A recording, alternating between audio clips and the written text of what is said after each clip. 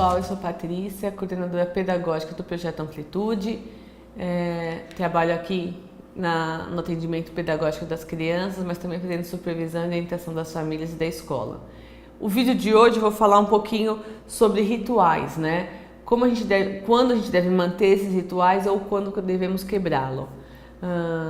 Por que servem esses rituais? Então, assim, por exemplo, todos os meus vídeos eu sigo um ritual. Eu tenho apresentação, eu tenho uma breve explicação, eu tenho uma finalização onde eu tenho que convidar vocês para nos seguir. Esse tipo de ritual é importante porque me organiza e sabe que passo que eu tenho que fazer. E nós sabemos que as crianças autistas precisam muito, né, de uma sequência para a conclusão das atividades. Mas como que nós podemos trabalhar com essa sequência sem que ela se torne um ritual rígido, uma exigência que a criança faz para acontecer aquilo ou outra coisa, tá bom? Então, para não perder aí o ritmo de ritual, eu vou falar um pouquinho. Eu vou pedir para vocês curtirem a nossa página no Facebook, marcarem os amigos de vocês, comentarem as nossas publicações, seja no Facebook ou no nosso blog,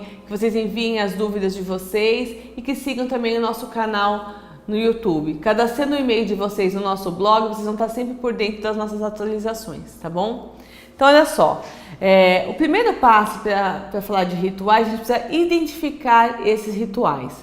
Então, tem criança que tudo vira um ritual. Então, por exemplo, ela tem que sentar sempre no mesmo lugar, ela tem que primeiro pegar o estojo para depois pegar o livro. Então, tudo acaba se tornando um ritual.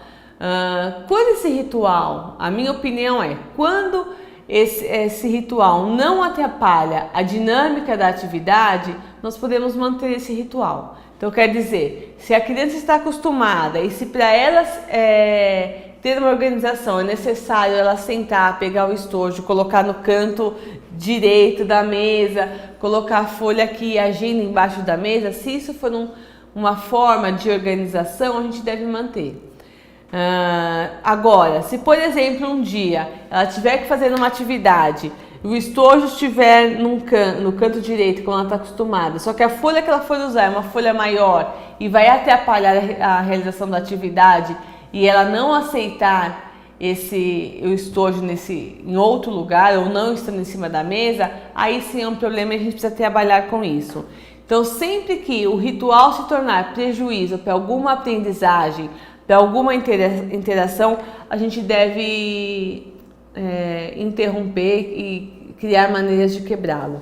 Tem uma criança aqui no projeto que ela tem muitos rituais e a gente já vem orientando a mãe para tentar sempre variar, sempre que for possível, variar as formas de apresentação, as formas de elogio, né, que ela vai dar para essa criança, para ela poder ampliar o repertório dela. E a semana passada aconteceu um episódio que ele estava montando um jogo, são os números de madeira com os pinos coloridos para colocar. E enquanto ele estava fazendo isso, eu estava escrevendo na ficha dele e não reparei que ele colocou no número 1 o pino azul, no número 2, 2 pinos verdes, no número 3, 3 amarelos. Quando chegou no 5, ele não teria mais 5 pinos da mesma cor, ele ia ter que modificar. E ele ficou muito bravo, ele apontava para mim, ele mostrava as cores, apontava e ele chorava muito. E eu falei, não tem jeito, eu falei, agora não, vamos colocar. E aí ele brigou, ele chorou assim quase 20 minutos, eu pegava a mão dele para tentar colocar, ele torcia a mão, ele não queria colocar daquele jeito. Então, qual é a melhor forma de trabalhar, por exemplo, com esse ritual dele? Numa próxima vez, que vai ser no atendimento de hoje, ele vai começar a atividade e eu vou dar os pinos coloridos aleatoriamente para ele ir colocando. Eu não vou deixar que ele comece a fazer um processo e depois eu vou quebrar porque não tem pino suficiente. Então eu vou fazer, só que eu também não vou fazer isso de uma forma rígida. Pode ser que o 3, eu coloque os 3 de uma cor só e o outro não. Eu vou ter que fazer isso algumas vezes e essa criança é uma criança que funciona dessa maneira. ele tem muitos rituais, mas à medida que você vai trabalhando, ele assim, chora muito, esperneia muito e depois com o tempo ele vai aceitando. E o que acontece? Ele acaba substituindo por novos rituais. Então a gente precisa antecipar isso, não deixar que esses comportamentos virem, né, rituais. Então, mais uma vez, a importância da gente registrar, né, observar atentamente esse aluno e registrar esse tipo de comportamento.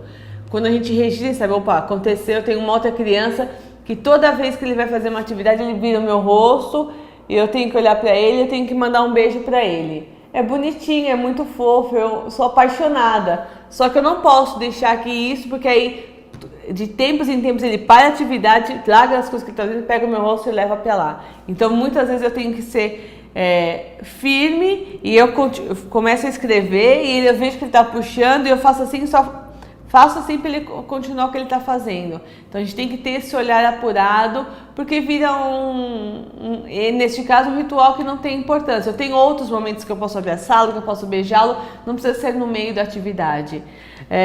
A gente também teve o caso de uma criança que teve uma super dificuldade na aula de dança que ela participa, porque ela ensaiou com uma roupa amarela e no dia da apresentação colocaram uma roupa verde nela. E ela ficou muito nervosa e desestruturou ela totalmente, a ponto dela mal conseguir se apresentar. Ela perdeu um tempão para conseguir. A mãe não pôde ver a apresentação dela, porque a mãe teve que ficar dando um suporte para ver ela dançar com a roupa. E ela não entendia, eu usei essa roupa.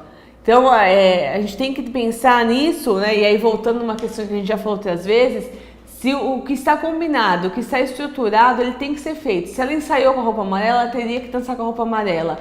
Então, é uma coisa meio ambígua, mas assim, alguns rituais, algumas formas rígidas de trabalho, a gente tem que manter para dar uma estrutura, uma previsibilidade do que vai acontecer. Em outros momentos, a gente precisa quebrar esses rituais. Então, pessoal, para finalizar, o professor tem que ter olhar atento para essas questões dos rituais. Criança que quer sempre pintar com uma cor específica, que sempre quer usar a folha de um jeito determinado, virada, ou que quer escrever sempre o seu nome de frente para trás. A gente tem assim uma possibilidade imensa de rituais que eles vão colocando.